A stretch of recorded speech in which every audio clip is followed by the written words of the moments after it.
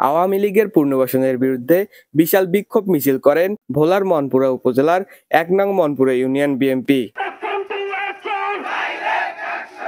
গতকাল রোববার সন্ধ্যা ৭টায় মনপুরা ইউনিয়ন বিএনপির সভাপতি আব্দুল জলিলের সভাপতিত্বে সকল অঙ্গ সংগঠনের নেতৃবৃন্দ এ বিক্ষোভ মিছিলে অংশগ্রহণ করেন। বিক্ষোভ মিছিলটি রাম নেওয়াজ বাজার থেকে চৌমুনি বাজার ঘুরে শেষ হয়।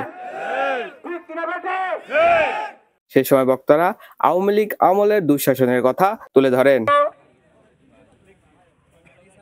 এই সময় প্রধান অতিথি হিসেবে উপস্থিত ছিলেন মনপুরা উপজেলা যুবদলের সাবেক সভাপতি জুবায়ের হাসান রাজীব চৌধুরী, বিশেষ অতিথি মিলন মাতাব্বর সহ অন্যান্য নেতৃবৃন্দ।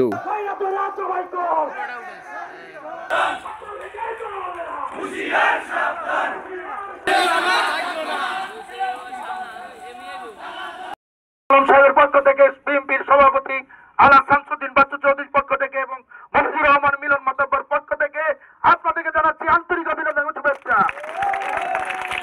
আবু হাসান আকাশ, নিউজ চ্যানেল 24 নিউজ ডেস্ক।